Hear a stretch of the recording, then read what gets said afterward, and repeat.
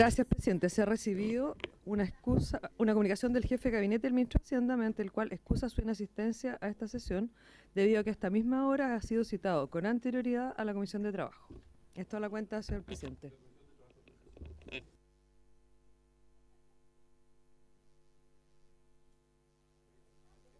Hagamos sesión conjunta. Porque nos interesa que esté él. Cuenta. Se ofrece la palabra sobre temas varios. Bien, orden del día. Esta sesión ha sido citada con el objeto de analizar la partida 09 Ministerio de Educación del proyecto de ley de presupuesto del sector público para el año 2018. Además, en específico, sobre todo para ver el aporte de gratuidad que forma parte de la ley de inclusión. Está el representante del ministro de Educación, don Ezequiel Silva.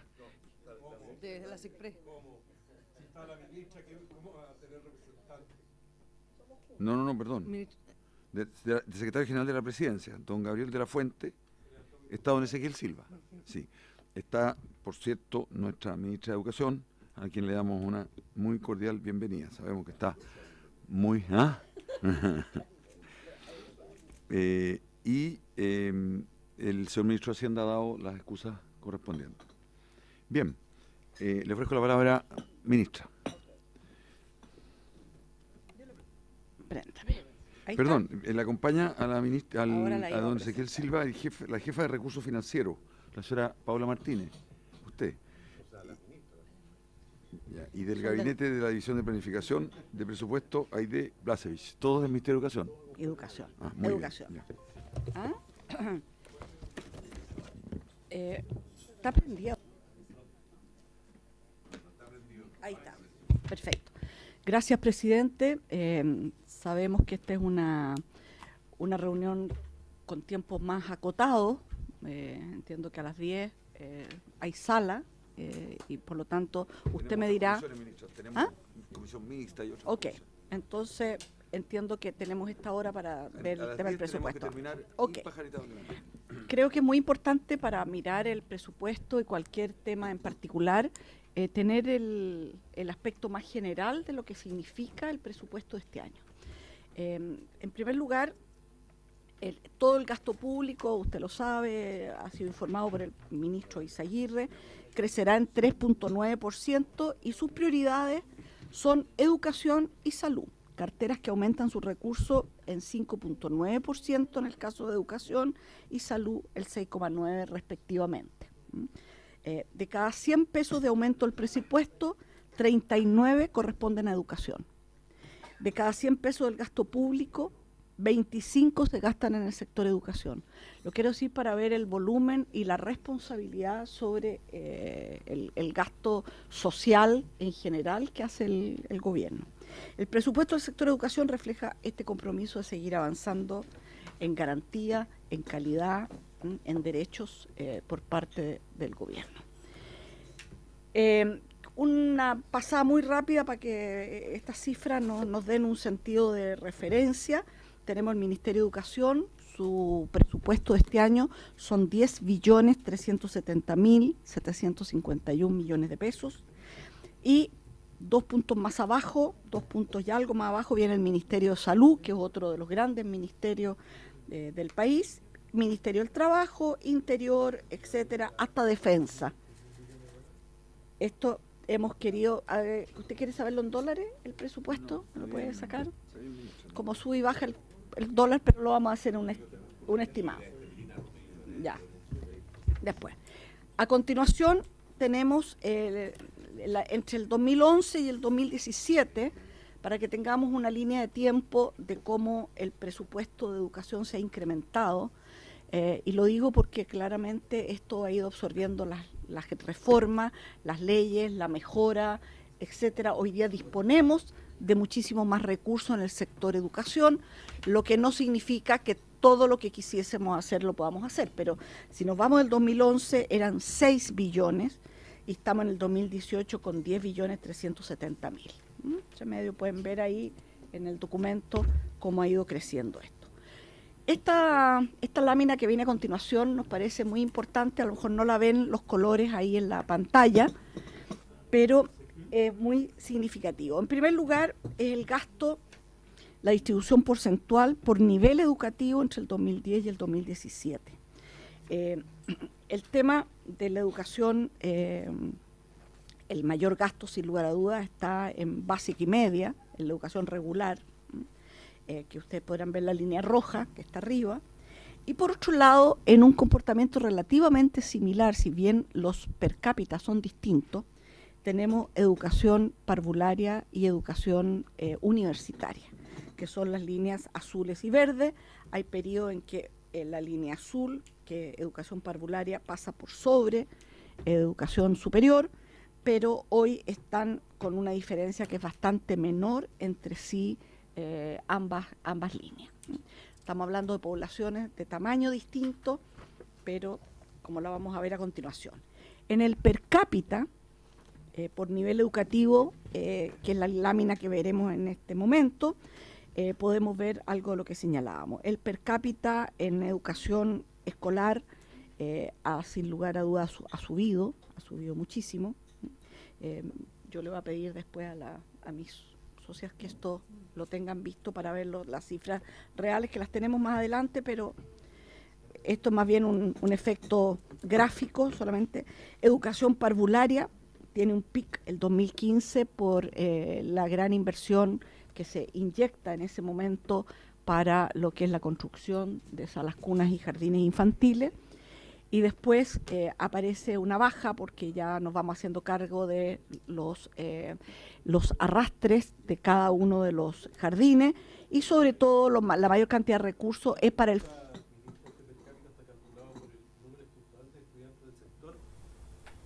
Tengan otro beneficio. Sí. En educación superior. Exactamente. O sea, el 1.200.000 dividido por el total de gasto. Exactamente. Así es. En el caso de educación parvularia está incorporado, y vamos a ver en el presupuesto de este año, todo lo que es el funcionamiento de los jardines. O sea, ya no estamos en el gasto si bien hay arrastre de construcción para poder terminar los jardines comprometidos, pero para llegar a los 70.000 cupos, claramente el costo es el funcionamiento del jardín como tal, el personal, la comida, en fin, los equipamientos, etcétera. Esa es la realidad que tenemos hoy día en materia de educación superior y educación parvularia. Lo quisimos traer porque de pronto nosotros mismos, si no vemos la cifra, nos queda una sensación errónea de que el país gasta más en educación superior que en educación parvularia, y si vemos en montos totales es muy similar, y en el per cápita es bastante mayor el gasto por parvularia. Esta lámina la voy a dejar, no me voy a detener en ella porque es relativamente extensa, pero lo que hace es subrayar los principales ítems de mejora que ha tenido el sector producto de la reforma. Cuántas salas cunas, nuevos cupos, etcétera. Cuando hablamos aquí, esto me quiero detener, 59.952 son los cupos que tenemos al día de hoy. Y con el presupuesto que vamos a discutir, vamos a llegar a los 70.000, que es el compromiso, y que tiene que ver también con todas las salas cunas, que muchas veces está contabilizado en aulas. ¿Por qué razón? Porque hay un número muy grande, cerca de 500, que son jardines y salas cunas nuevas, y hay cupos que tienen que ver con mejoras y aumentos en establecimientos previamente existentes. Sobre todo al comienzo se incrementó mucho la mejora de los establecimientos, aumentando sobre todo el nivel de sala cuna, que era menor en el país. Y quiero solamente señalar, presidente, un hecho bien importante, y es que la oferta de salas cunas y jardines infantiles estaba hecha sobre datos secundarios donde se concentraba mayor número de niños, donde había mayores niveles de pobreza, etcétera, etcétera, pero no había una demanda establecida como tal, clara y precisa. Y ha sucedido un hecho que para alegrarnos todos, que la existencia de las salas cunas y jardines, sobre todo de lo que se ha construido más moderno, más bonito, más esto, ha significado en sí mismo un estímulo para generar una demanda por salas cunas muy grande. Yo no he visitado ni una sala cuna ni jardín infantil, y menos la Presidenta de la República, que ha estado recorriendo el país en esta materia, sin que la directora del jardín diga que tiene una larga lista de espera. Es decir, esta es una política que todavía tiene un margen grande de mejora, de ampliación, cosa que no teníamos tan precisa al comienzo del gobierno. Sabíamos, además, como las salas cunas y jardines no son grandes volúmenes, ¿eh?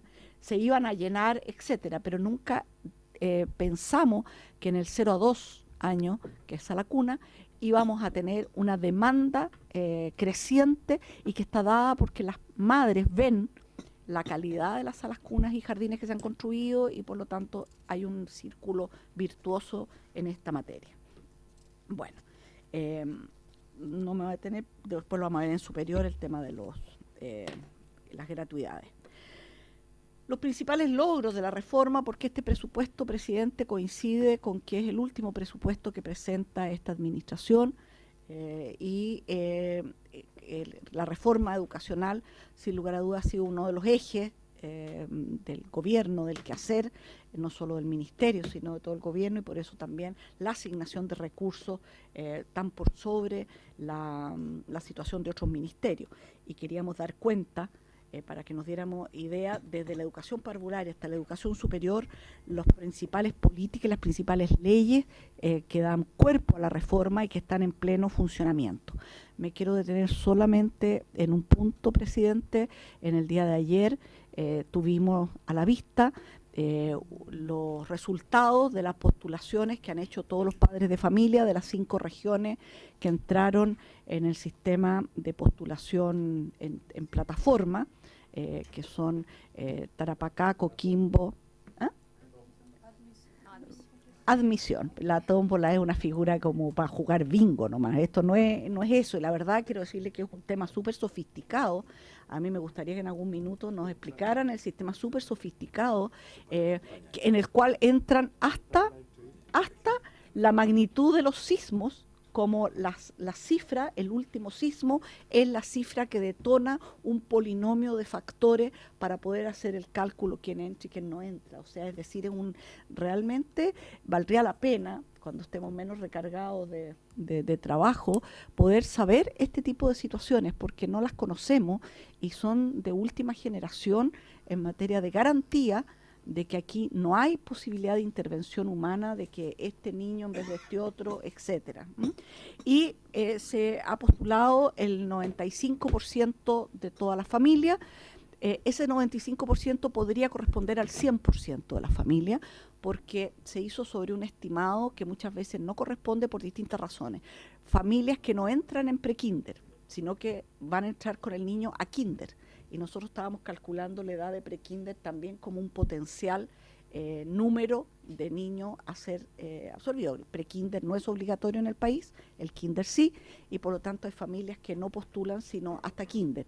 Por otro lado, hay un cambio también de familias que se retiran de una región, se van a otra, y ahí también hay un margen importante de situación. Y puede haber un pequeño margen que todavía tiene evidentemente una segunda oportunidad, familias que no hicieron por distintas razones la postulación, pero creemos que haber contado con 1.200 puntos de apoyo a la familia explica también en gran medida que en lugares muy apartados, en lugares lejanos, que no está la familia necesariamente familiarizada con las postulaciones en línea, se haya producido y sabremos el día 20 de noviembre cuántas familias quedaron en los establecimientos, ¿cómo está? Buenos días.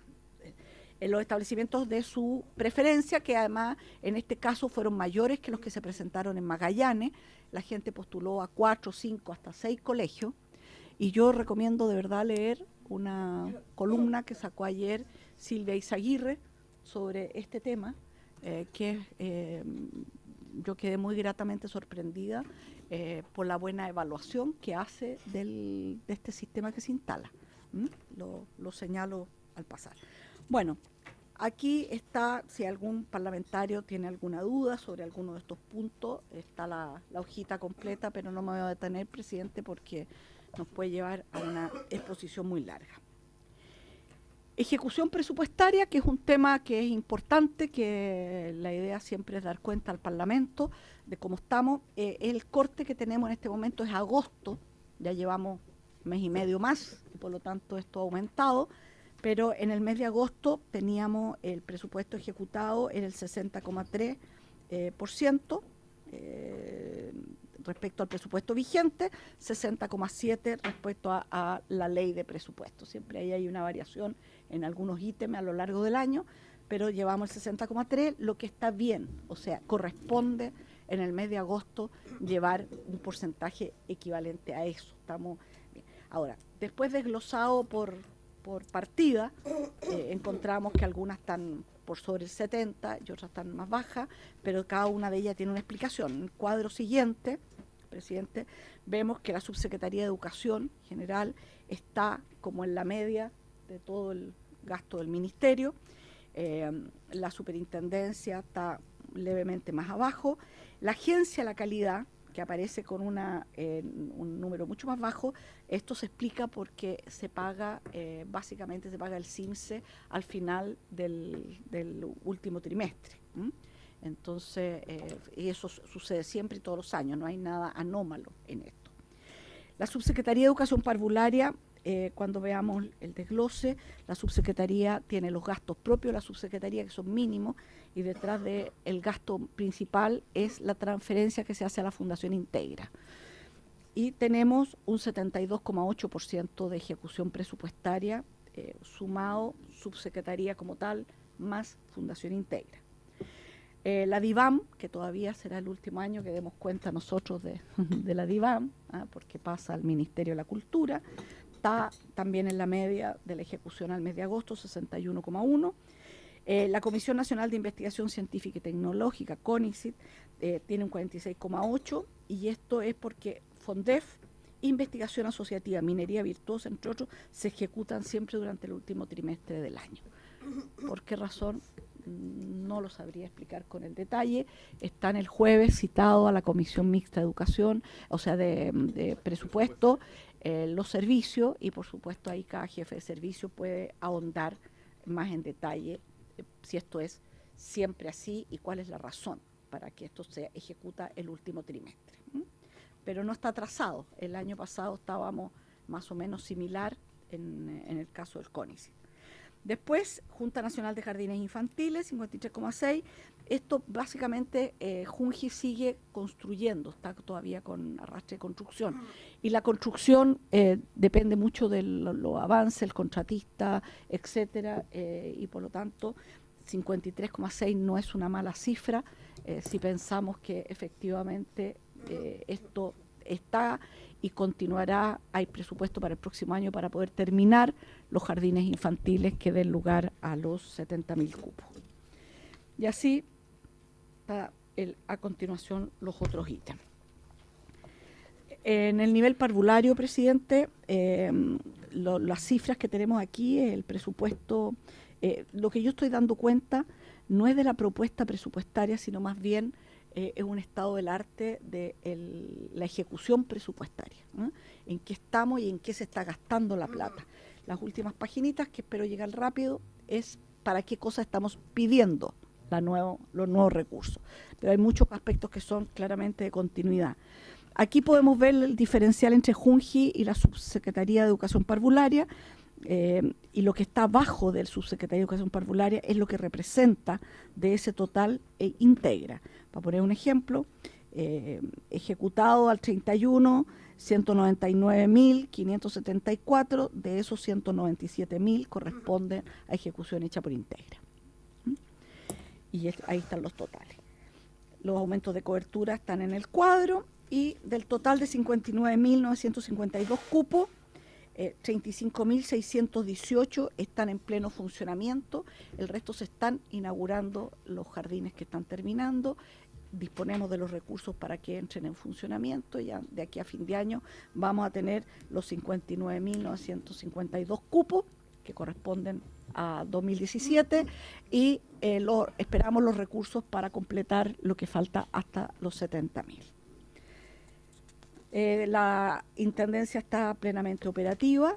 ustedes recordarán que la Intendencia viene a suplir la función fiscalizadora que hacía Junji, y lo demás está ya Educación Parvularia instalada como subsecretaría como tal. Este año tenemos un ítem para poder completar algunos aspectos que la subsecretaría todavía no dispone. Y se avanzó en la homologación de remuneraciones al personal BTF, que era uno de los compromisos 927. Me voy a saltar porque este documento lo tienen, lo va a quedar. Si tienen alguna duda, yo respondo con mucho gusto. Y vámonos al, si les parece, una cosa que quisiera detenerme un minuto en infraestructura, porque creo que este es un tema, presidente, que va a trascender este gobierno, y quisiera dar mi opinión sobre este tema. Yo creo que el país debiera contar con ítems de mantenimiento de colegios mucho más fuertes de lo que hemos tenido hasta ahora, como establecidos formalmente. No es normal que un colegio se deje morir, voy a decirlo derechamente. El ministerio debiera construir colegios y oferta pública donde no la tiene. Hay comunas, hay ampliaciones urbanas enormes en la cual no hay una oferta pública de educación porque no se previó, no lo previmos en su minuto, y creo que hacia allá debiera ir. Lo que no debiera suceder, salvo catástrofe que no podíamos prever, es que gastemos una cantidad grandísima de recursos en reponer colegios. Los colegios tienen que tener un mantenimiento. Debieran salir los niños el 17 de diciembre por una puerta y el 18 entra la cuadrilla de trabajadores que repara el colegio, lo mantiene y lo hace funcionar. Lo que tenemos para mantenimiento es poco, pero lo que vemos en los recursos ya desde hace un par de años, las obras de mantenimiento han aumentado y tenemos que el 64,2% del presupuesto de infraestructura que tiene el ministerio es para esto que estoy señalando, mantenimiento. Tenemos obras de mejoramiento integral, que son aquellos que están, no se han muerto, pero están ahí en situaciones muy complejas. Obras de emergencia, que este país siempre va a tener que tener ítem, y solamente contarle que ya tenemos un diseño para norte, centro y sur del país de un tipo de establecimiento que se puede construir muy rápidamente, un tipo mecano que se arma, que no es un container, que es un colegio como tal. Hicimos concurso, es una cosa muy bonita, me encantaría poder mostrársela en su minuto, y que realmente va a permitir tener colegios por 20 años. O sea, no es un parcial que queda ahí como a medio morir saltando. No, un colegio bonito pero industrial, en el sentido que hay un diseño que se construye industrialmente, se lleva al lugar, se abre como un mecano, y usted tiene un colegio que por los tipos de ventilación, etcétera, le sirve el diseño para el sur, para el centro y para el norte del país, según lo que usted abra y haga las ventilaciones del caso o las corrientes de aire que corresponden. Bueno, un detalle que me recuerdan, quiero decir que no es lo más significativo, tal vez lo menos significativo un presupuesto, pero este país aún tenía un número muy importante de letrinas, colegios con letrinas en el siglo XXI. El colegio con letrina no solo es un resabio del pasado, es hoy una falta de dignidad hacia los niños. Quiero decirle que lo más lindo que yo he recibido como ministra ha sido una carta que me mandaron los niños de una escuelita chiquitísima, ¿no?, mostrándome fotos de su baño.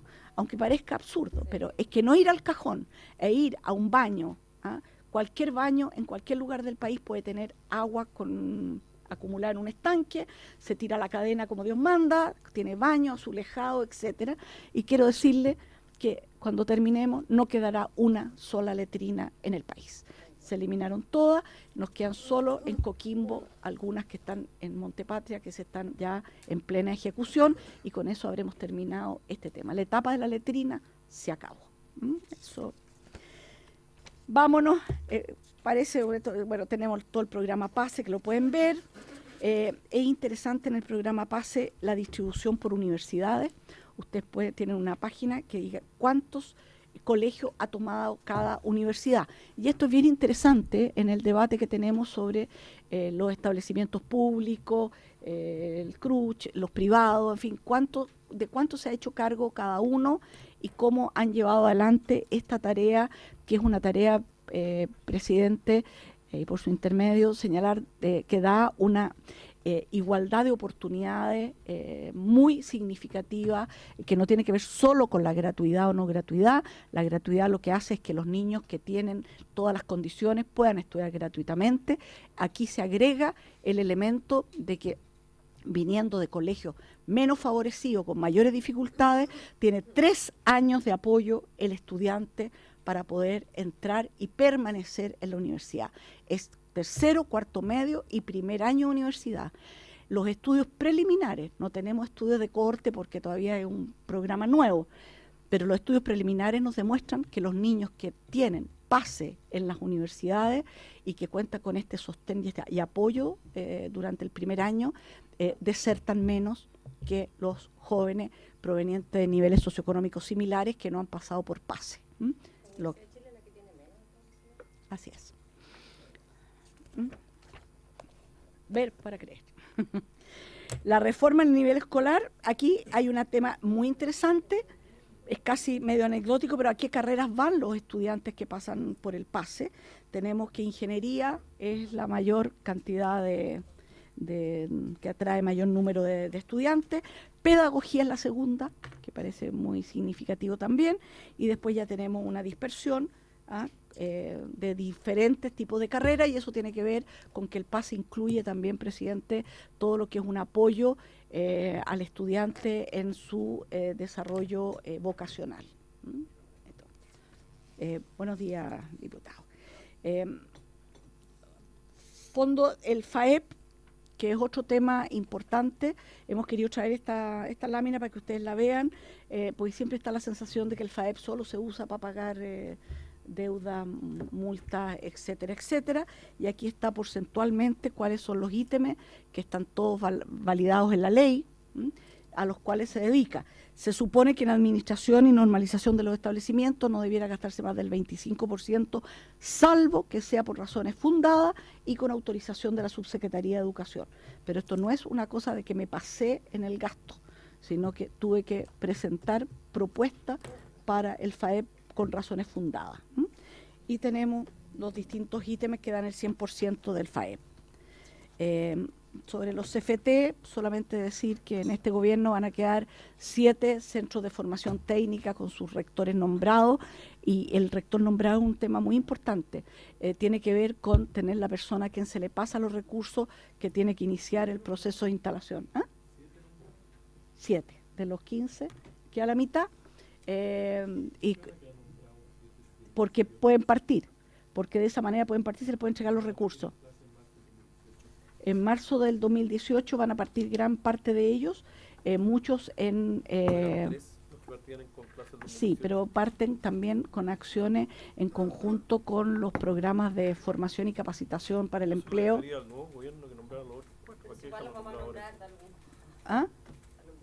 No, el tema no tiene que ver con el nombramiento, tiene que ver con partir diputados. Y además parten y después tienen que postular a alta dirección pública, etcétera, así que todavía tiene tiempo para hacer los ajustes que le parezcan.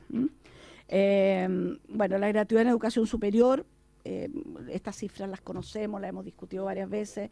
Tenemos 262.141 estudiantes en gratuidad. Eso corresponde más o menos al 20% de todos los alumnos que están en educación superior en el país, técnico, profesional y universitaria.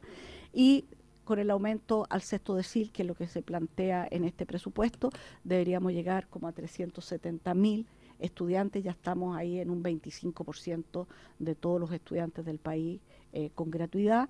Hay que pensar que 550.000 estudiantes reciben apoyos de algún tipo para sus estudios. La gratuidad adquiere entonces un volumen muy significativo, y quiero recordar que el sexto decil, no estamos hablando de los ricos de este país, estamos hablando de familias con 180.000 pesos, entre 180 y 220.000 pesos per cápita. Por lo tanto, una familia de 4 personas tiene 800, 900.000 pesos y tiene 2 alumnos estudiando en la universidad. Eso es el sexto decil, para que no nos llamemos a engaño. Presupuesto 2018. Para ir rápidamente, en la torta está cómo se distribuye el tema. Las subvenciones, sin lugar a dudas, son la mayor cantidad de recursos, el 52,75% de los recursos del Ministerio van a subvenciones. La Subsecretaría de Educación sin subvenciones, que es el 22,43%, la Junta Nacional de Auxilio Escolar y Beca 10,13%, la Junta Nacional de Jardines Infantil el 6,17%, Comisión Nacional de Investigación Científica y Tecnológica 3,16%.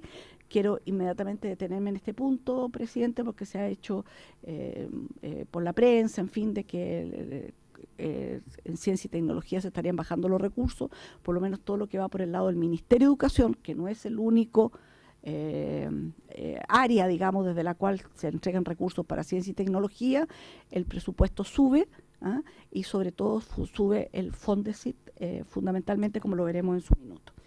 El resto son partidas que son mucho menores en el volumen de los 10 billones 200 mil más o menos millones, billones con millones. ¿Cómo está usted, señor Velorio? ¿Cómo está? Bueno, está la Agencia de la Calidad, la Superintendencia, Consejo Nacional, que son partidas muy menores. El Consejo Nacional de Educación es el 0,02% y el Consejo de Rectores 0,01%. Es un aparataje administrativo mínimo que viene en esta partida. Por líneas programáticas, el presupuesto del 2018, el aumento en educación parvularia es el 5,3%. La variación son 74.643 millones que se adicionan al monto de este año. El grueso va para financiar los gastos de operación de las salas cunas y niveles medios. Hay continuidad en las obras que deben terminarse durante el 2018. Hasta ahí llega el compromiso del gobierno. El siguiente gobierno tendrá que ver cómo se sigue aumentando esto. Y la operación de la subsecretaría, que es muy menor, son 1.400 millones para complementar su instalación. En educación escolar, presidente, el monto es el más grande. Estamos hablando de 6.233.756 millones de pesos. Hay una variación del 3,9% de aumento. Claramente, un punto muy importante de esto tiene que ver con que este año se pagó la mitad del año la carrera profesional docente. Se empezó a pagar en julio. Y el próximo año debe pagarse durante el año completo, y eso yo diría que es la mayor cantidad de recursos que están incluidos acá, y también las horas lectivas y no lectivas, también hay ahí que es por el año completo. Nuevamente también se pagó medio año de horas no lectivas, y el FAEP y los servicios locales, hay 264 millones para el FAEP, para sostenedores municipales y los servicios locales de educación, que es más o menos similar. Sí, hay un pequeño aumento, ¿sí? Allá, correcto. ¿Perdón? Ya. El incremento presupuestario en educación escolar se compone principalmente por programa de alimentación escolar. Hay 3,4% de aumento, pasando a 180. Esto es bien interesante. Pasar de 180 a 185 días hábiles representa 18 millones de raciones más. Solo 5 días. Son más o menos 3 raciones promedio por niño diaria, por 5 días y por todos los alumnos que son. Nos da, esos son los volúmenes de recursos que se gastan en alimentación. 3.082 millones para el PASE, tiene un 23% de crecimiento, aumentando en 9.000 estudiantes adicionales. 2.025 millones para el programa de salud escolar, 7,5% de crecimiento, incluye 29.700 atenciones. Quiero decirles que esto se ha pensado alguna vez porque no se junta con salud y es un solo programa, pero la verdad es que la pertinencia, la rapidez del programa implementado directamente por JUNAEB permite dar garantía de continuidad de estudio de los niños, sobre todo en lo que es tratamiento dental, visual y auditivo, que son como los 3 áreas fundamentales. Hay 1.218 millones para beca indígena, tiene un 4,3% de crecimiento, aumentan en 1.287 las becas y 1.356 las de residencia indígena. 1.000 millones está previsto para hacer la consulta indígena que debe hacerse por las bases curriculares.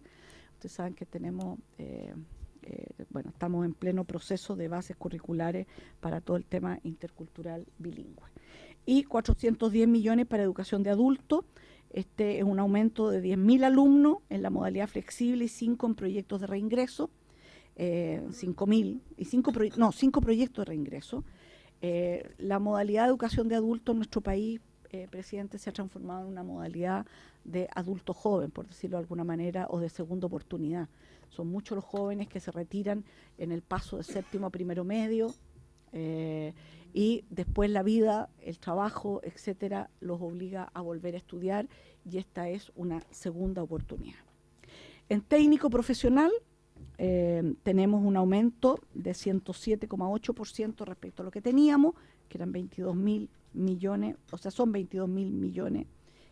Hay una variación presupuestaria de 11.000, y esto se explica porque entran en operación, deberán entrar bueno, en plenitud los 5 primeros CFT, Maule, Araucanía, Tarapacá, Coquimbo, Los Lagos.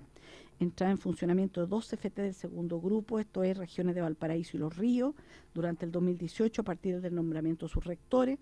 Y infraestructura, se inicia el proceso de licitación y construcción de los CFT en 7 regiones, que son Maule, Araucanía, Tarapacá, Coquimbo, Los Lagos, Los Ríos y Valparaíso.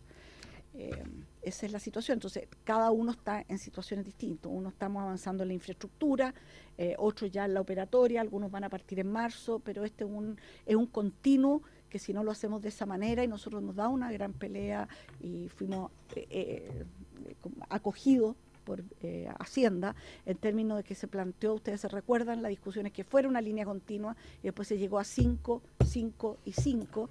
Finalmente estamos en una cosa que se parece más a la línea continua, porque además hay aportes regionales que se quieren materializar en esta materia, ya hay una valoración de contar con CFT también por parte de las regiones muy importante. En educación superior, el monto total es 1.897.072 millones de pesos. La variación presupuestaria son 238.743 millones, hay un aumento del 14,4%. Se compone principalmente por los 225, ahí se va una parte muy importante, de millones para continuar con la gratuidad en educación superior, aumentar el beneficio al 6% de menores ingresos, se estima un aumento de 33,8 en el número de beneficiados respecto al 2017. Con esto se logrará beneficiar a más de 343.000 estudiantes el año 2018. Hay 17.000 millones, 17.633 millones para beca de mantención de educación superior, aumentando en 54.000 becas social mayor ingreso de estudiantes por gratuidad. No nos olvidemos que Junaev entrega a los estudiantes una beca que no es mucha, pero es una ayuda, que está como en 28.000 pesos en este momento por estudiante, y que permite ayudar a solventar gastos de alimentación. 4.000 millones de aumento para el fortalecimiento de universidades estatales, en el contexto del convenio con el Banco Mundial para el fortalecimiento estratégico del trabajo en red, así como el desarrollo en infraestructura y equipamiento, entre otros temas. Este programa de fortalecimiento partió con la firma de acuerdo con el Banco Mundial, que ya está trabajando. Si bien esto está considerado dentro de la ley de universidades estatales, la verdad es que la necesidad de fortalecimiento era tal que se partió con un aporte de 4.000 y tantos millones. Eso es. En educación superior aumenta el convenio marco, que incluye a las 2 nuevas universidades estatales. Esto más bien es un cambio de recursos. A las universidades estatales, para que se instalaran, se les dio unos recursos y ahora pasan a ser parte del convenio marco que tienen las otras universidades en la proporción que les corresponde. Para eso son los 1.744 millones. Básicamente, y 4.104 millones en basal por desempeño para las carreras de pedagogía. Esto va fundamentalmente al G9. El año pasado fue a las pedagogías de las estatales, este año va a las pedagogías del G9, que también recibe recursos del Estado para parte de su funcionamiento, y tiene que ver con el compromiso de la mejora de las carreras de pedagogía, su acreditación, su mayor selección, etcétera, y sobre todo las pruebas que están obligadas a tomar las universidades, si se recuerdan lo que es la ley de carrera docente, las universidades están obligadas a tomar 2 pruebas, una al comienzo de cuando entran los estudiantes y la otra en el año anterior a su egreso. Eso es básicamente. Ciencia y tecnología aumenta casi en 3.000 millones la variación presupuestaria favorable, un aumento del 0,9%. El incremento presupuestario se compone por 3.159 millones en Fondesit, 526 millones en inserción de investigadores. Esto es un apoyo para los investigadores que vuelven de haber estudiado para que puedan ingresar a las distintas universidades, sobre todo regionales, y 205 millones en Explora. Si ustedes suman esto, es más que lo que aparece como variación presupuestaria porque otros ítems bajan. Esa es la situación. Si nos vamos por capítulo, y quisiera irme directamente al tema que ha preocupado a los parlamentarios, porque ya el tiempo que nos queda es poco, quiero decirle que en la partida, en el programa 20, inmediatamente. No, esto.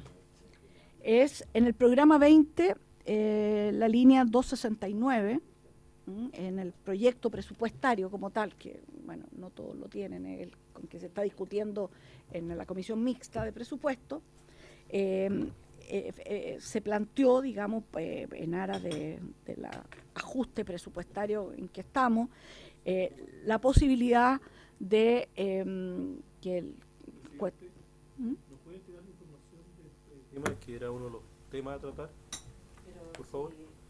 Pero si el proyecto de ley de presupuesto... Nos pueden entregar porque la convocatoria es para ver esta partida. Esa la vamos a ver. Entonces quiero ver la información por escrito. Perdón, no entiendo muy bien. Esta hoja. Calma, que es el día de furia. Están a disposición de todos los parlamentarios. Está ingresada, está en todos lados. Yo quisiera dar la explicación qué pasó y en qué estamos. O usted hablaba sin fundamento frente a las cámaras. Bueno, fuimos nosotros quienes levantamos el tema. Así Por que eso. no se No adelanten ustedes, tanto. no precisamente ustedes. Ya. Están preocupados de la educación. Gracias, presidente. Solamente quiero decir lo siguiente. La ley de inclusión consideraba 3 etapas en materia de aumento del aporte por gratuidad. El aporte por gratuidad supone haber entrado a la SEP, estar en la SEP, y de alguna manera esto es, el aporte por gratuidad son aquellos que no tiene que ver con, para diferenciarlo, no tiene que ver con los establecimientos que pasan o no pasan a ser sin fines de lucro, sino que tiene que ver con el copago. Es con esa línea de las 3 objetivos que tiene esa ley, tiene que ver con el copago. De aquí se señaló de que el primer año se aumentó a poco más de 5.000 pesos por alumno por gratuidad, después se pasó a 8.000 y fracción, y este año correspondía pasar a 10.700 pesos, ¿no? 10.700 pesos este año, sí sabe perfectamente. ¿Ah? Presidente, yo quiero decirle que vengo con toda la transparencia del caso a plantear el tema, porque es un tema que supone en el caso del aumento del 0,35 al 0,45, en volumen es mucho recurso, en el per cápita por niño no es mucho recurso, para ser verdad, son 2.300 pesos por niño, que claro, sumado en establecimientos que tienen, no sé, 500 niños, 1.000 niños, evidentemente que es una merma de lo que tenían proyectado tener, no de lo que estaban recibiendo, porque eso no lo estaban recibiendo. Y claramente se pensó que como un ajuste pudiera postergarse esta última cuota para el próximo año, congelando este año en el 0,35% los aportes de gratuidad. Esto, desde el punto de vista legal, era posible, se analizó, se vio, no es la única vez que una ley de presupuesto posterga una ley que tiene situaciones permanentes. Bueno, pero dado el impacto que esta medida adquirió y tomó, estos 2.300 pesos, etcétera, quiero decirle que el Ministerio de Hacienda, la SECPRES y el Ministerio de Educación están abocados, yo no puedo decir cómo en este minuto, porque en este minuto están trabajando además en esto, abocados a buscar qué es factible de recortar, cuáles son ítems que tienen un componente variable, porque, por decir algo, presidente, el Ministerio de Hacienda debe proveer recursos, tener disponibles recursos, estén en el presupuesto o en el Tesoro Público. En la eventualidad que el 100% de los niños asistiera a clase, tiene que tener los recursos para esa eventualidad. Sabemos todos que el promedio de asistencia anda alrededor del 90%, pero entonces estamos viendo de qué ítems del propio Ministerio de Educación en primer lugar, y en segundo, de que otros ministerios y en gastos que sean factibles, puede salir estos recursos haciendo un gran esfuerzo. La idea y la decisión tomada por la propia Presidenta de la República es que esto se pueda reponer. Entonces, no puedo decirle hoy porque no ha venido el jefe de la DIPLAP ni la subsecretaria Quiroga, porque están trabajando con SECPRES y con DIPRES para encontrar estos recursos que no son pocos, son del orden de los 55.000 millones, se planteó en un momento determinado. 55.000 millones es si todas las personas y todos los establecimientos que decían que se pasarían a CEP, etcétera, pueden ser menos, pero usted tiene que tener previsto en la eventualidad de que todos pasaran. Por lo tanto, solamente señalar en esta comisión, presidente, cuáles fueron las razones que nos llevaron a pensar esta situación. El 2.300 pesos por alumno no era una baja en ningún caso de recursos, sino más bien era asumir. Ahora, es verdad que está en una ley permanente y que eso ha tenido el impacto que ha tenido, pero igual quiero decirle que con el reajuste, con todo, no iba a haber ningún niño que recibiera menos recursos, más bien son los establecimientos que postergaban el ingreso. Pero esto se va a zanjar con un gran esfuerzo, presidente, de todo y generosidad de otros ministerios que van a poder proveer esto, porque como digo, en volumen no es poca plata, no es que estemos hablando de 2.000 millones, 5.000 millones de pesos, que en fin usted acomoda. Estamos hablando de cifras que son mayores y por lo tanto por eso mismo buscaban ser un recorte, digamos, para otras líneas que crecen. El presupuesto global, y por eso que yo quería exponerlo, el presupuesto global del Ministerio de Educación son más de 1 billón de millones este año respecto del año 2017. Y el aporte por gratuidad de educación superior, para que no nos engañemos, es una parte menor de eso. Aquí hay un crecimiento en salas cunas, en profesores, en todas las líneas del ministerio, como lo he expresado. Si quiere, le parece, lo dejamos hasta ahí, presidente, para que quede claro, hay una decisión presidencial de poner ese monto. Sí. Eso es un compromiso. No, si está encendido, no. Muy importante que la comisión tenga claridad, que hay una decisión presidencial en el sentido de reponer esa. Ofrezco la palabra. Diputado Romilio primero y después la diputada Vallejo. Oye, un minuto, por favor, para que seamos breves. Tenemos 6 minutos. Hagamos una extensión de 15, pues 20, hasta las 10:20. Sí. Hasta las 10:20 o 10:25. Diputado Romilio Gutiérrez. Gracias, presidente.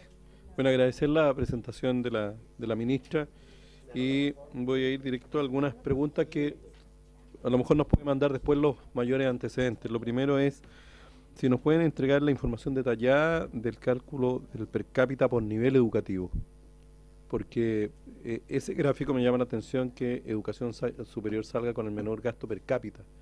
Entonces, considerando que uno invierte más recursos en un alumno de educación superior, aunque el total sea menor, pero en per cápita no sé si está bien hecho el cálculo, por eso me gustaría tener los detalles. Respecto de los CFT estatales, en el caso del Maule tenemos uno que todavía no se inicia ni la licitación, entonces quiero saber los recursos para infraestructura del año 2018 separado por CFT y equipamiento, más el funcionamiento. Pero por CFT, ¿cuántos son los recursos contemplados? Respecto de la carrera docente, ¿cuántos son los recursos contemplados para los 700 colegios particulares subvencionados que deben ingresar el año 2018? ¿Y cuáles van a ser los criterios de selección? Porque algunos sostenedores han manifestado dudas en reuniones con el CPIP que le dicen no postule todavía, postule un año más.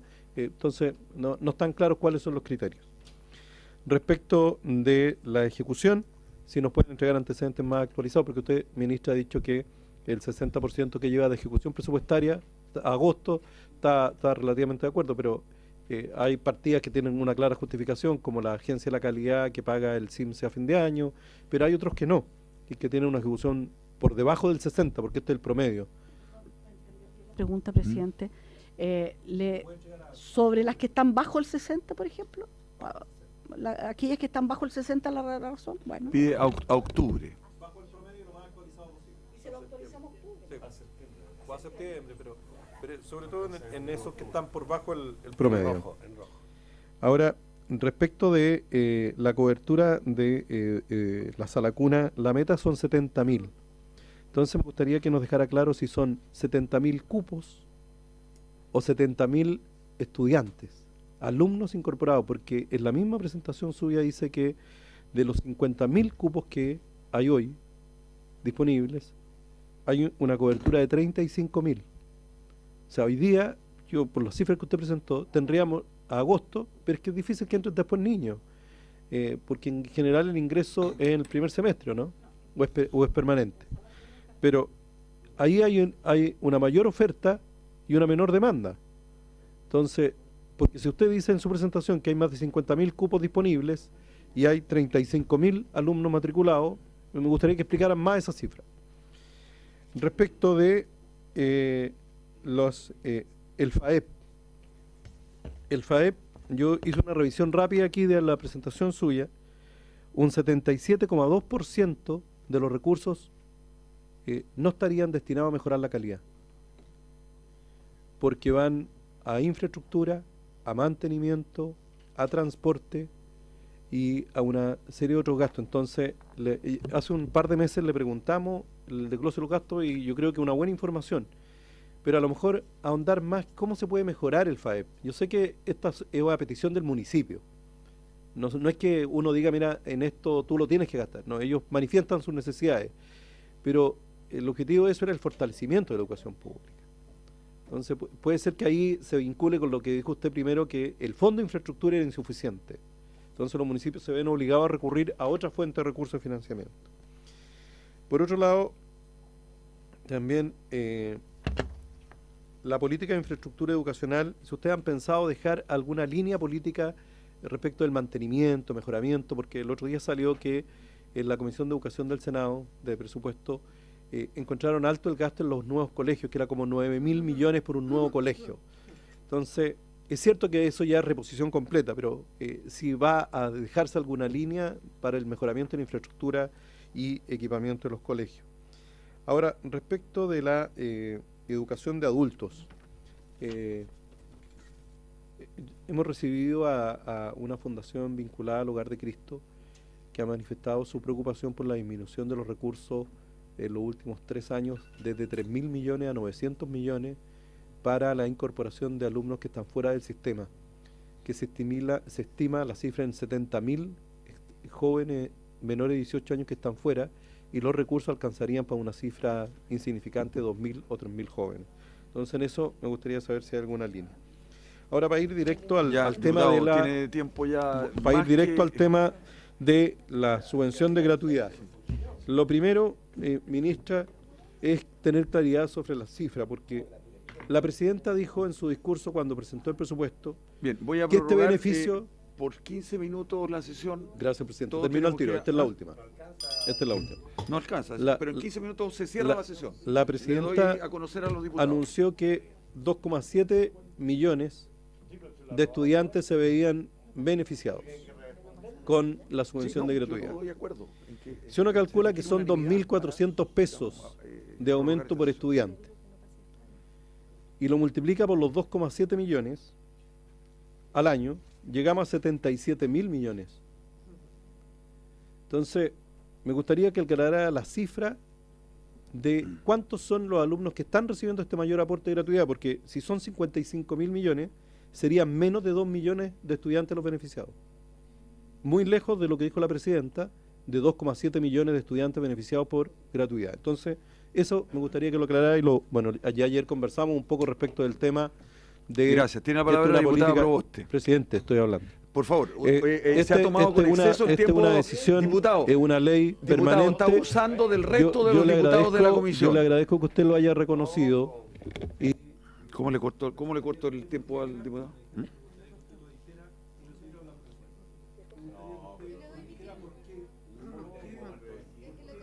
Bueno, si la diputada Hoffmann le da su tiempo, ya. Tiene el tiempo la diputada Proboste. darle recursos y dejarla suspendida hasta el año 2018. Diputada Proboste.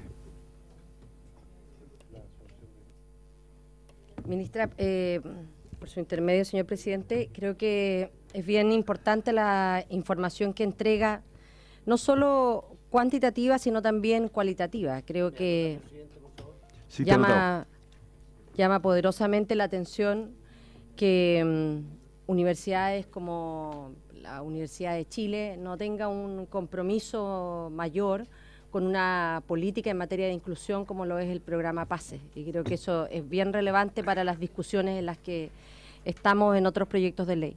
Me gustaría preguntarle, ministra, respecto de la situación del endeudamiento de las universidades.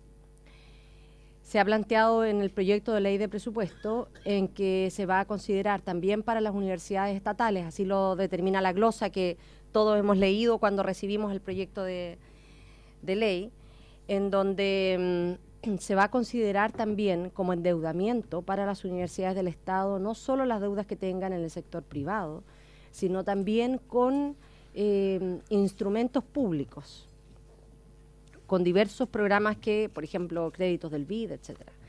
Eso llama muchísimo la atención porque es de alguna forma un contrasentido con lo que hemos estado discutiendo en el marco de fortalecimiento a las universidades del Estado. Tampoco la ley de presupuesto se establece un programa de apoyo para poder incrementar la matrícula de las universidades del Estado. Con recursos que podrían ser desde la perspectiva de quienes creemos en el fortalecimiento de las universidades estatales, con un plan serio, contundente, pero que también esté financiado.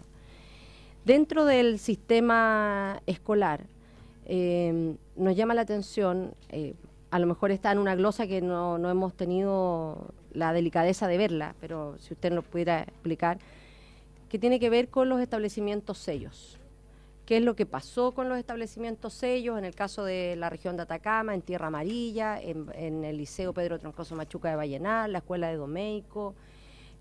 Habían compromisos, esos no se han llevado a cabo, están comprometidos para el año 2018, entonces me gustaría que si usted pudiese referirse a aquello. Me gustaría preguntarle, ministra, si es que los incrementos en materia de educación parvularia solo están referidos a infraestructura o si no, explícitamente, cómo va creciendo la homologación de las remuneraciones con las trabajadoras de los jardines BTF versus Junji e Integra. Pero lo que es más importante es que hoy día nosotros vemos que existe una discriminación respecto de los coeficientes técnicos en materia de educación preescolar. Las nuevas salas cuna y jardines infantiles que se están entregando están con un coeficiente óptimo. Sin embargo, los que siguen en funcionamiento, incluidos los jardines BTF, mantienen se rigen por el decreto anterior, en donde tenemos un coeficiente técnico que sigue siendo muy alto respecto de la cantidad de niños por adulto responsable, sea esto educadora de párvulos o técnico en educación de párvulos. Entonces, me gustaría saber si en ese tipo de aspectos hay mejoras para el año 2018. Gracias, diputada. Diputado Venegas. Presidente, saludar a la señora ministra y a sus asesores. Bueno, claramente el propósito de esta sesión era poder tener una respuesta sobre algo bien específico como era, ¿no es cierto?, este congelamiento o no aumento en los términos que estaba señalado en la ley de inclusión de la partida de gratuidad en sistema escolar, ¿no es cierto?, que se quedó en cero, debió aumentar según la ley a 0,45, aumenta solo en 0,35, por tanto hay un 0,10 de diferencial. importante, a mi juicio. No lo quiero, y creo que fue, en mi modesta opinión, un error. No hicimos, como en el tenis, un error no forzado, porque dio pie para que la oposición se agarrara a aquello para llevar la idea de que está incumpliendo este gobierno. No, estoy señalándole al gobierno, que fue un error, y así lo he planteado en estos días. Y entonces, que está claro y ha quedado claro desde hace ya algunos días en la voz del ministro de Hacienda, de la Presidenta de la República y suya, que hay la voluntad de reponer eso. Está zanjado, a mi juicio, el tema. Ahora, en los próximos días debe concretarse. Lo que queda claro, dado además la limitación de tiempo dispuesta por el presidente, ¿no es cierto? No, por la sesión, diputado. Dispuesta por el presidente, porque podríamos llegar a las 10:30, pero en definitiva, unilateralmente y arbitrariamente además. El tema es que yo creo que para mirar el presupuesto en detalle, que es de nuestro interés, sería muy conveniente tener una reunión en otro momento. ¿Por qué? Porque recién tenemos este detalle. Ahí están las partidas de la subcomisión, ¿no es cierto?, que hay que estudiarla con seriedad, porque no se trata de venir a sacar cuñas para sí. ¿Ya? Pero por supuesto, si eso es lo que estoy proponiendo, simplemente a través suyo, presidente, es que exploremos la posibilidad de una conversación como comisión técnica con el propósito ya de ahora de mirar el presupuesto en su conjunto y así hacer un conjunto de preguntas, lo que acaba de surgir. Yo, por ejemplo, tengo problemas con el tema de los CFT, claramente. Estoy hablando por el CFT, la sede de Angol, provincia de Malleco, región de la Araucanía. Tengo problemas con el tema de la homologación, con el respecto al tema de educación de párvulos. Tengo problemas con la educación de adultos, a mí me parece que no está suficientemente, ¿no es cierto?, abordada. Y usted en uno de sus comentarios hizo que hoy día es una realidad que involucra miles, millones, no sé, a lo mejor exagero, pero son muchos y que debiéramos tener. En fin, hay varios temas que me gustaría tocar, eso es todo lo que quería exponer, presidente. Muchísimas gracias. Muy razonable, muy bien. Diputado Poblete y diputado Belolio, después usted. Diputado Poblete va a pedir asistencia.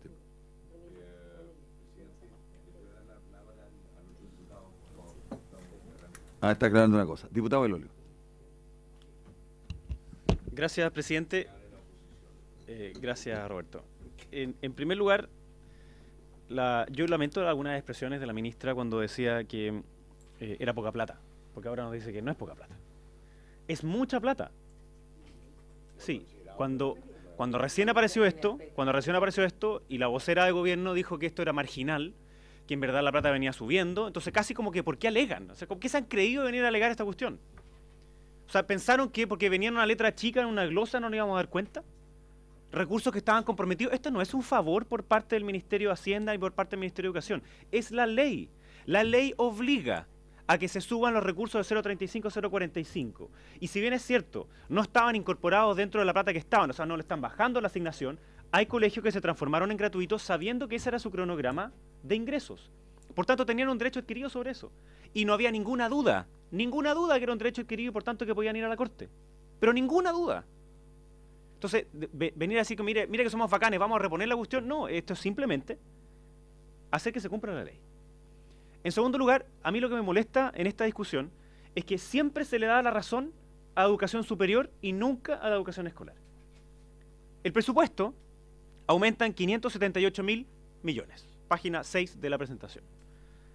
El 41% va a educación superior, página 33.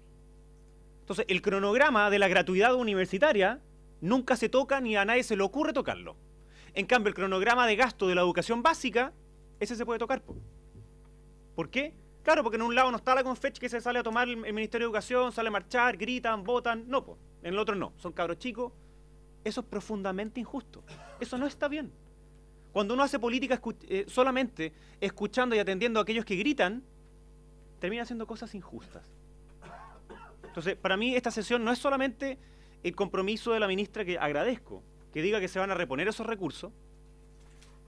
Y cuando nos dicen así, el ministro de Hacienda nos dijo, los diputados van a tener que decirnos de dónde vamos a sacar la plata. Perdón, yo feliz le hago un listado de dónde saqué la plata. Por de pronto yo dejaría en cero todo el aporte político que quieren hacer con el tema de la nueva Constitución, en cero. Obvio, Y está lleno de partidas que solamente quieren ocuparla para la campaña. Dejémosla en cero. Po. ¿Para cuál campaña? Para la campaña de Guillet. De hecho, usted se debería sumar con nosotros.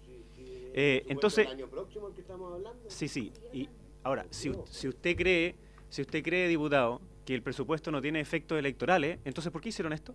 Pero estamos hablando del 2018. Por supuesto. ¿Y acaso el gobierno no está utilizando el presupuesto de manera electoral? Que no insulte la inteligencia a la gente. No. Insultar a la inteligencia de las personas es suponer que este presupuesto no tiene nada que ver con las elecciones que vienen ahora en noviembre. Si no tiene nada que ver, entonces ¿por qué lo presentan así? ¿Por qué hacen entonces que el 41% del presupuesto es de educación superior y no la educación inicial? Que es donde todos coinciden que es lo más justo y que es lo que hay que hacer.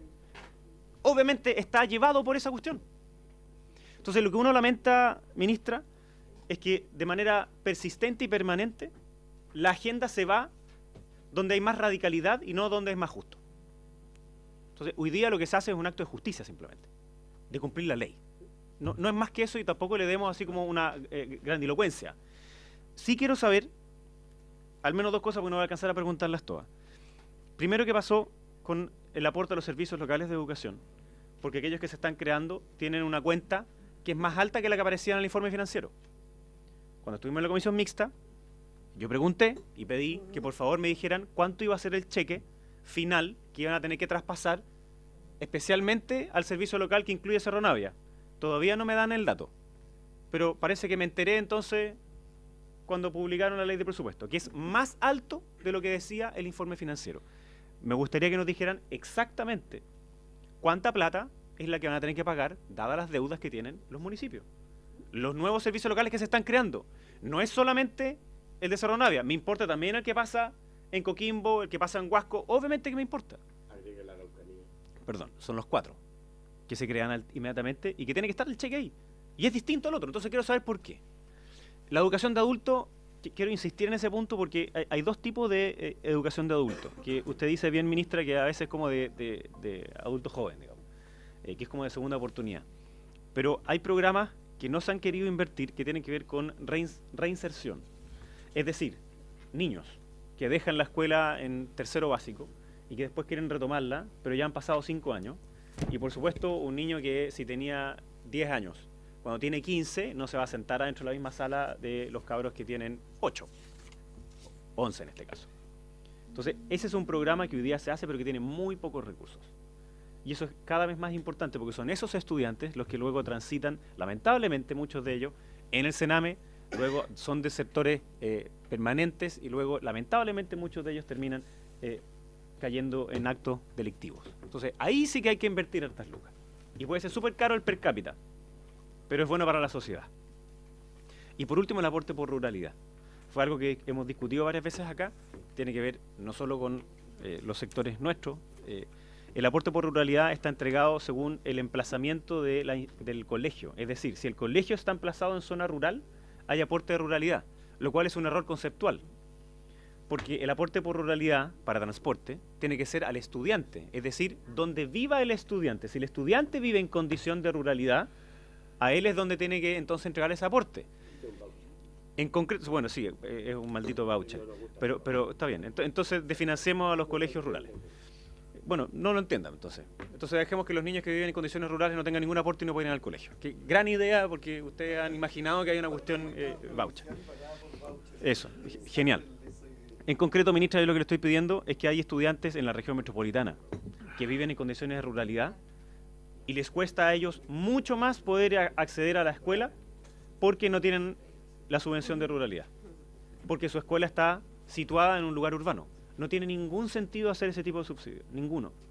Eso también es importante en las otras comunas, a pesar de la burla del otro diputado, que quizás no entiende el concepto, porque si está emplazado una escuela en una zona urbana, cuya comuna es rural en su mayoría, donde viven las personas, no tiene aporte por ruralidad. Es un absurdo. Y esos niños hay que ir a buscarlos igual en un bus para que puedan ir al colegio. Esa es la clave. Entonces, ministra, ahora solamente me voy a quedar en eso. Después me interesa que nos diga por qué bajó en 100% el presupuesto de infraestructura escolar y otras cosas más, pero ahí ya podemos entrar en detalle otro día. Bueno, a todas luces, las preguntas que se le han hecho a la ministra son imposibles de responder ni siquiera si prorrogáramos media hora esta reunión. Entonces, yo propongo lo siguiente, que recogiendo la propuesta del diputado Venegas, es que efectivamente le demos tiempo a este tema y que el día martes tenemos citada la sesión para ver el tema del administrador provisional y que le demos una hora, comencemos antes, a las 3 de la tarde, y que le demos por lo menos una hora a la respuesta de la ministra en relación con las preguntas hechas, y si hay algún diputado que quiera agregar una pregunta, que las incorpore y que la ministra lo pueda responder ese día. Sí, ministra. Presidente, en primer lugar, señalar que, bueno, sin duda trataremos de responder el máximo de las preguntas que aquí se han señalado, pero yo quisiera dejar dos cosas previstas. Primero, la subcomisión mixta está abierta para que vaya cualquier parlamentario. De hecho, la diputada Girardi estuvo presente cuando hicimos la presentación general del proyecto. No quiero decir que todos tengan que ir, yo sé que están en sus regiones, están ocupados, todo lo que sea, pero le quiero decir que ese también es un esfuerzo del Ministerio de dar cuenta ante los parlamentarios de la subcomisión, que también tienen sus propias preguntas, etcétera. Yo creo, presidente, me permito hacer una sugerencia. La subcomisión mixta, yo creo que es muy importante, todos van a votar el presupuesto en algún minuto. La subcomisión mixta tiene sus plazos, nos ha citado el jueves todos los servicios, el viernes vamos a terminar, ya se votó una parte importante de la partida sobre la subsecretaría, etcétera. A mí me parece que sería bien interesante, no solo ahora en lo inmediato, para tener los datos que están ahí, están en el proyecto, etcétera, sino que hacer un debate bien de fondo a futuro. El país está gastando en educación más que nunca. Y podemos tener diferencias de criterio, presidente, en si hay que poner más aquí, más acá, etcétera, todos son necesarios. Yo comparto las preocupaciones que han planteado los parlamentarios, cómo podemos tener más educación de adultos, más... Quiero decirle que el esfuerzo que se ha hecho, y vea la cifra, en transporte rural es enorme y tiene que ver con calidad de la educación. Es la posibilidad de que los niños vayan a colegios con más equipamiento, con más esto, que no se queden en sus casas, que sea esto, y eso corre para todo el país. Y también tiene que ver con los sostenedores que se han movido para obtener los recursos para movilización, lo hacen. Hay recursos además que se pueden utilizar en esto, no solo en las platas que se presentan para el FAEP. Por supuesto que este es un ítem, hay sostenedores que lo ponen y sostenedores que no lo ponen. Entonces también hay un tema de libertad del sostenedor, de dónde pone mayores o menores recursos. Y como no estamos conformes con lo que está sucediendo, es que estamos planteando el proyecto de ley que se aprobó, que es el de desmunicipalización, porque creemos que no es equitativo. Quiero decirle que la ruralidad es el 50% de los establecimientos en este país. Esto no es un tema menor. El número de alumnos es menor, mucho menor. El número de establecimientos es muy alto y significa claramente mantener 20 niños, 15 niños, los lugares donde están 5 o 6, es en el per cápita lo más caro que uno puede hacer, pero quiero decir lo que se hace porque creemos que los niños chicos tienen que estar en el colegio cerca de su casa. No es normal pescar a los niños y llevarlos todos a un internado, todo esto como se hizo en el pasado, como fue la manera de acceder a la educación porque no había otra. Hoy día estamos haciendo una inversión que es mayor por ruralidad que por el sector urbano, sin lugar a dudas. Yo creo que todo es debatible, pero yo creo que sería muy interesante que al cierre de esta gestión de gobierno, junto con aprobar el presupuesto más alto que ha tenido educación nunca en su historia, que valoremos este esfuerzo. Este esfuerzo es un esfuerzo país, no es un esfuerzo del ministerio, aquí y acullá. Creo que encontrarle gato encerrado a todo y cada una de las cifras también hace más complejo el debate. Aquí se determinó hacer un ajuste porque se necesitaban recursos para otro lado. Uno podrá tener la opinión que se quiera, pero esto no está hecho para la galería, porque para la galería la cosa no funcionó, si es que era para la galería. Esto está hecho en un esfuerzo serio de encontrar los recursos para que realmente la educación en todos sus niveles mejore. Esto no es una opción por los niños parvularios versus los niños que están en el sistema escolar, técnico profesional o educación superior. El país necesita a todos y estamos tratando de hacer una cosa equilibrada. A unos les gustaría más plata en un lado y otro en otro, legítimamente. Pero creo que sería interesante, a mí me gustaría muchísimo más adelante, no ahora en mitad de este presupuesto, tener un debate fruto de la experiencia de este tiempo, de los temas que a nuestro juicio debieran ser abordados a futuro en materia educativa. Por ejemplo, el completar los ciclos educacionales desde prekinder a cuarto medio. Creo que eso tiene que ver con calidad. No por nada los colegios particulares pagados lo han hecho. ¿ah? Y nosotros tenemos un sistema educativo que todavía responde a la infraestructura que nació de los periodos que se fueron ampliando los años de escolaridad obligatoria. Pero tenemos ociosa, pero también no tenemos, y por lo mismo que a mí me parece, por lo mismo que queda todavía infraestructura ociosa, que debiéramos hacer un esfuerzo grande por tratar de tener que el niño, incluso aunque no esté en el mismo local, el niño que termina séptimo, octavo en este colegio pasa con sus compañeros de curso al siguiente porque le estamos unificando el RBD. Pero creo que lo otro es muy complejo. Pero en fin, son opiniones, son debates que yo creo que van en la mejora de poder hacer un programa en lo educativo lo más estatal posible y no solo gubernamental. Aquí está el presupuesto es público, yo voy a tratar, presidente, responder las principales preguntas que se me han formulado, tratar de traerlas por escrito, independientemente de que podamos tener otra reunión o no tenerla. ¿Habría acuerdo entonces para que iniciando la reunión del próximo martes podamos tener la respuesta de la ministra? Sí, pero ¿sí? Le puedo hacer una consulta adicional. Ministra, si nos pudiera indicar cuántos centros de formación técnica se transformaron a sin fines de lucro para el año 2018 y claro, CFT o IP, que van a tener acceso a la gratuidad. Y mediante qué mecanismo, creo que sería importante porque es una información que no está en la ley de presupuesto. Bien, hay acuerdo entonces. Yo quiero señalar que tenemos un plazo, me señala la secretaria, de 3 días para la ley miscelánea que presentó el Ministerio de Educación, que presentó el gobierno. Está citada la comisión hoy día a las 3. Yo no sé si habría acuerdo en que pudiéramos fijar, sea para discusión en total despacho hoy día o volver a citar para mañana jueves en la mañana.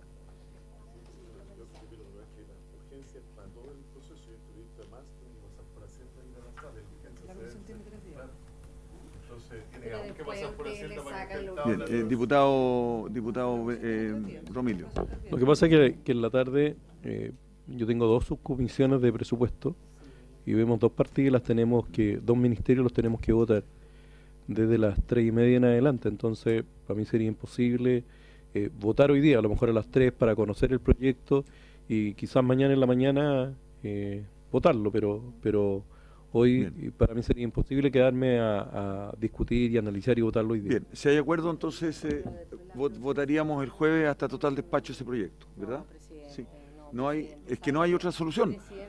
Y si no, voy a tener que estar el viernes. No, presidente, ¿sabe lo que pasa? Tenemos un plazo legal, diputada, de 3 días hasta el día viernes para poder despachar este proyecto en esta comisión. Entonces, yo no quiero estar obligado a citar el día viernes. Si los diputados quieren venir el día viernes a sesión, yo no tengo ningún inconveniente. ¿Ah? ¿Mm? ¿Usted está de acuerdo en que... Al final, forzar estas cuestiones no son buenas. Diputado Elolio. Presidente, hay un problema con esta tramitación así de apurada, porque significa esto que no vamos a poder recibir a nadie.